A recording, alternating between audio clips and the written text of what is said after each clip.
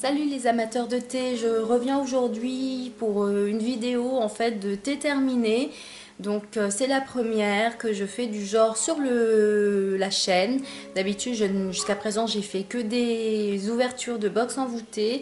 Donc là comme j'ai mis de côté pas mal de sachets de thé que j'avais fini, dont je voulais parler sur ma chaîne beauté. En fait j'en ai tellement, je me suis dit que c'était tellement dommage de monopoliser une vidéo sur autre chose avec du thé que je me suis dit eh ben je vais la mettre sur ma chaîne de thé parce que c'est vraiment le propos, quitte à mettre un lien sur l'autre chaîne. Voilà, donc vous avez la primeur. Donc je vais prendre au fur et à mesure ce que j'ai fini de thé. Donc il n'y a pas de thème, si ce n'est que c'est du thé, des infusions. Donc le premier c'est un thé du Palais des Thés. C'est un Pu'er Ling Gang. Alors je suis désolée pour la prononciation, le chinois c'est toujours un peu compliqué. Donc c'est un thé Pu'er, c'est du Yunnan, récolte 2009, donc il est un peu vieilli. Je dois l'avoir depuis 2013 ou 14, donc bon il était un peu plus vieux. C'est des thés qui vieillissent bien, qui se bonifient avec le temps, comme le vin en fait, en général quand ils sont qualitatifs du moins. Donc qu'est-ce que j'ai pensé de ce thé? C'est un Pu'er sympa, donc c'est un chou pu'er, c'est-à-dire un pu'er cuit, donc sur plus, qui se rapprocherait plus d'un thé noir, mais c'est un thé vraiment sombre, avec des notes de sous-bois, de champignons, donc c'est vraiment particulier. Avant d'en acheter un paquet, j'ai envie presque de vous dire de demander un échantillon chez votre marchand de thé que vous aimez bien, parce que c'est tellement particulier le pu'er que vous pourriez acheter 100 grammes, détester ça et jamais les finir, quoi, parce que c'est vraiment spécial. C'est comme le thé Lapsang Souchong fumé, on aime ou on n'aime pas en général. Donc voilà. Le suivant, c'est un Tiguanyin. Donc c'est du Oolong qui vient du jardin du thé. C'est le Tiguanyin, c'est un thé Oolong de Chine assez peu oxydé. Je l'ai bien aimé. Après, je ne l'ai pas trouvé exceptionnel pour un Tiguanyin. Clairement, je ne le reprendrai pas. Je resterai sur le Tiguanyin que j'achète chez Lushan, qui, même en qualité ordinaire, on va dire, est bien meilleur. Ensuite, j'ai acheté chez Longjing, qui est une boutique de thé à Lyon, un Oolong, c'est un Oriental Beauty. C'est de Taïwan, si je dis pas de bêtises. Ce que j'en ai pensé, bon, c'était pas la grande qualité de Oriental Beauty, donc il était bon. Il avait des notes un petit peu boisées, un peu de résineux, j'ai trouvé en arrière-fond. Il était pas mal, mais non, franchement, par rapport à ce qu'on m'a fait goûter des fois d'Oriental Beauty, dont Rachel du blog du thé et un dragon, vraiment, non, je le reprendrai pas, je l'ai pas trouvé exceptionnel. Ensuite, nous avons du thé de Lushan, du Belushka, c'est un thé noir parfumé, agrumes, bergamote, donc c'est un peu ce qu'on appelle un Earl Grey type Gourus. Il est bien, je le reprendrai certainement. Par contre, là, j'ai encore 4 tonnes d'Earl Grey à écouler, donc j'écoule tout d'abord. Après, j'y verrai ou je reprendrai peut-être un autre Earl Grey. Ensuite, nous avons, bon, elle est tout explosée, une boîte d'infusion Yogiti Choco. C'est pas la première que je termine, certainement pas la dernière.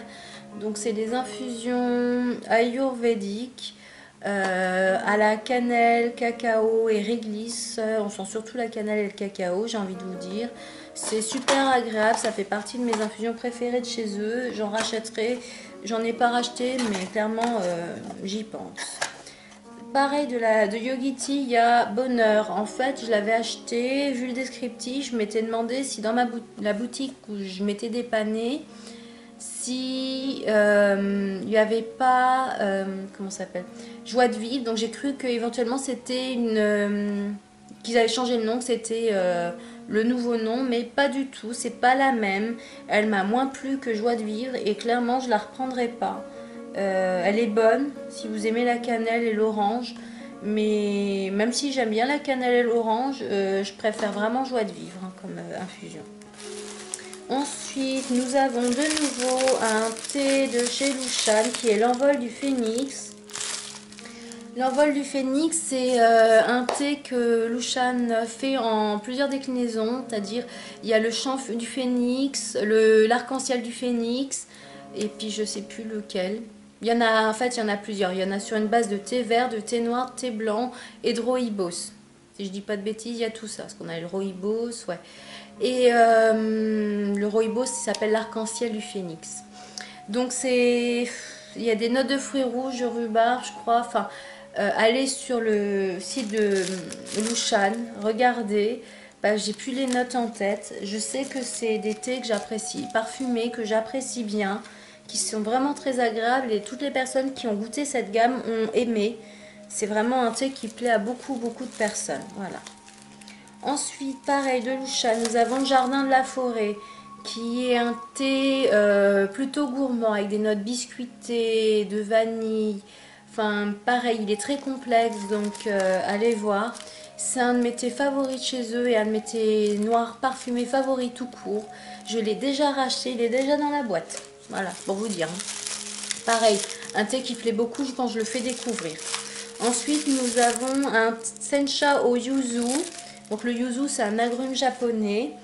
Je l'ai bien aimé, mais je le trouve pas assez rond. Donc je pense pas que je le rachèterai, d'autant que j'ai celui du Palais d'été à écouler. Donc quand j'aurai écoulé celui du Palais d'été, je me poserai la question. Ensuite, nous avons Couleur du secret, pareil, de Lushan, qui est un thé noir parfumé à l'orange et au chocolat. On sent bien l'orange, le cacao apporte un peu de rondeur. Je l'ai bien aimé, mais je le rachèterai peut-être pas.